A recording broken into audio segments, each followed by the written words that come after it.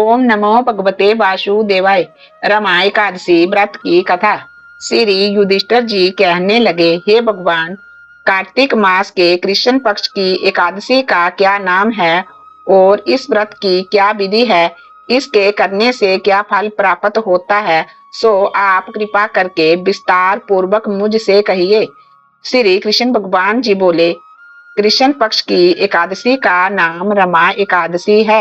ये बड़े बड़े पापों का नाश करने वाली है। इसका महत्व मैं तुमसे कहता हूँ, ध्यान पूर्वक सुनो। हे राजन, प्राचीन काल में मुचुकुंद नाम का एक राजा था। उसकी इंद्र के साथ मित्रता थी और साथ ही यम, कुबेर, वरुण तथा विभीषण जी के साथ भी मित्रता थी। वह राजा बड़ा धर्मात्मा, विष्णु भक्त और न्याय के साथ राज्य करता था। उस राजा के एक कन्या थी जिसका नाम चंद्रभागा था। उस कन्या का विवाह चंद्रसेन के पुत्र सोवन के साथ हुआ था। एक समय वह सोवन अपने ससुराल में आया हुआ था। उन्हीं दिनों जल्दी ही पुण्यदायिनी रमा एकादशी भी आने वाली थी। जब व्रत का दिन समीप आ गया तो चंद्रभागा को अत्यंत सोच उत्पन्न हुआ कि मेरे पति बहुत दुर्बल हैं और मेरे पिता की आज्ञा अति कठोर है। दसवीं को राजा ने ढोल बजवाकर सारे राज्य में ये घोषणा करवा दी कि एकादशी को भोजन नहीं करना चाहिए। ढोल की घोषणा सुनते ही शोभन को अत्यंत चिंता हुई कि अपनी पत्नी से कहा, हे प्रिय, अब क्या करना चाहिए? मैं तो किसी प्रकार भी भूख सहन नहीं कर सकूंगा। ऐसा उपाय बतलाओ कि जिससे मेरे प्राण बच सके, अन्यथा मेरे प्राण आवश्यक ही चले जाएंगे। चंद्रभागा कहने लगी कि हे स्वामी, मेरे पिता के राज्य में एकादशी के दिन कोई भी भोजन नहीं करता। हाथी, घोड़ा, ऊंट, बिल्ली, गौ आदि भी अन्न, जल, तृण कुछ भी ग्रहण नहीं करते हैं। फिर मनुष्य का तो कहना ही क्या है। यदि आप भोजन करना चाहते हैं तो किसी दूसरे स्थान पर चले जाइए, क्योंकि यदि आप यहाँ रहना चाहते हैं तो आपको आवश्यक व्रत करना पड़ेगा।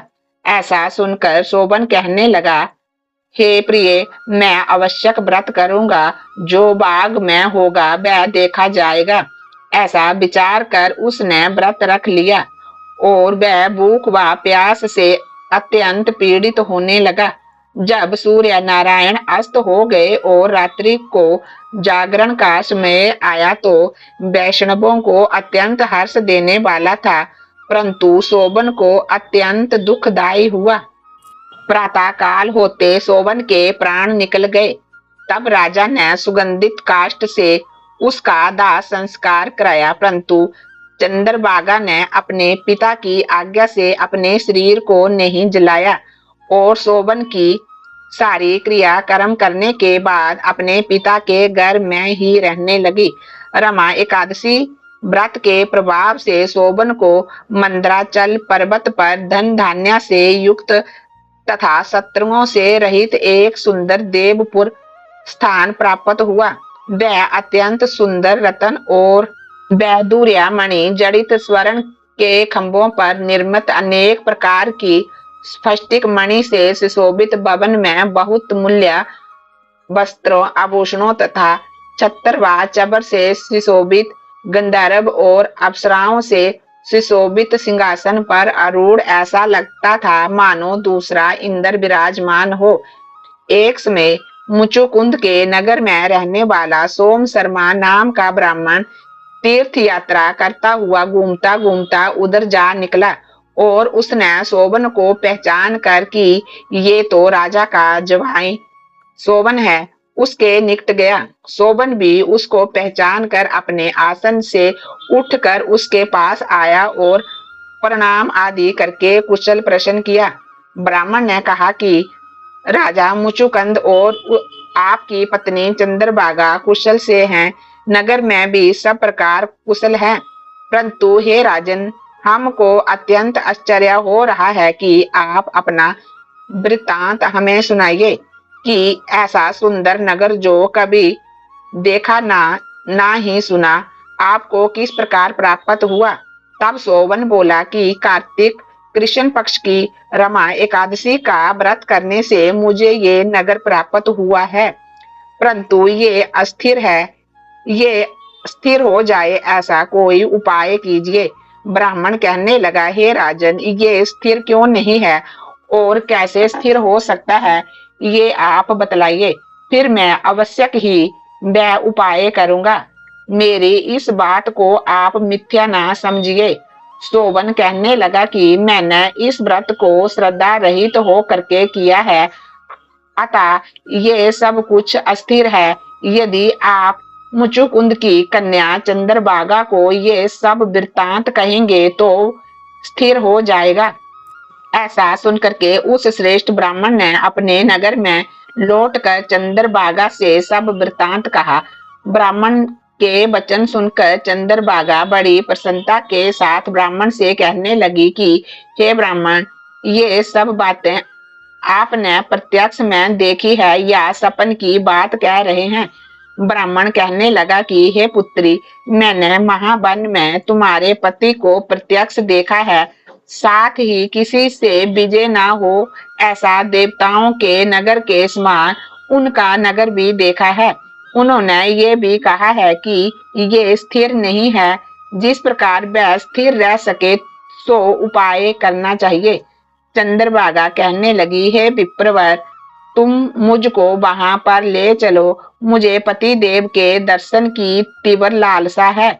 मैं अपने किए हुए पुण्य से उस नगर को स्थिर बना दूंगी। आप ऐसा कार्य कीजिए जिससे उनका हमारा संयोग हो, क्योंकि वियोगी को मिला देना महान पुण्य है। सोम शर्मा ये बात सुनकर के चंद्रभागा को साथ ले करके मंदराचल पर्वत के समीप वामदेव ऋषि के आश्रम में गया। वामदेव ऋषि ने उनकी बात सुनकर के वेद मंत्रों के उच्चारण से चंद्रभागा का अभिषेक किया। तब ऋषि के मंत्र के प्रभाव और एकादशी के व्रत से चंद्रभागा का शरीर दिव्य हो गया और वह दिव्या गति को प्राप्त हुई। इसके बाद वह बड़ी प्रसन्नता के साथ अपने पति के समीप गई। अपनी प्रिय पत्नी को आते देखकर शोभन अत्यंत प्रसन्न हुआ और उसको बुलाकर अपनी बाईं तरफ बिठाया। चंद्रभागा कहने लगी कि हे प्राणनाथ, आप मेरे पुण्य को ग्रहण कीजिए। अपने पिता के घर में जब मैं 8 वर्ष की थी तब से विधि पूर्वक एकादशी के व्रत को श्रद्धा पूर्वक करती आ रही हूँ। इस पुण्य के प्रताप से आपका ये नगर स्थिर हो जाएगा तथा समस्त कार्य पूर्ण हो करके प्रलय के अंत तक रहेगा। इस प्रकार चंद्रभागा दिव्य रूप धारण कर तथा दिव्य आभूषणों और वस्त्रों से सुसज्जित हो करके अपने पति के साथ रहने लगी। हे राजन, ये मैंने रमा एकादशी का महत्व कहा है। जो मनुष्य इस व्रत को करते हैं उनको ब्रह्म हत्या आदि समस्त पाप नहीं लगते। कृष्ण पक्ष और शुक्ल पक्ष दोनों की एकादशी समान है, इनमें कोई भेदभाव नहीं है। जो दोनों को पढ़ते अथवा सुनते हैं वे समस्त पापों से छूटकर अंत में विष्णु लोक को प्राप्त होते हैं। बोलिए विष्णु भगवान की जय। रमा एकादशी की जय। ओम नमो भगवते वासुदेवाय। ओम नमो भगवते वासुदेवाय।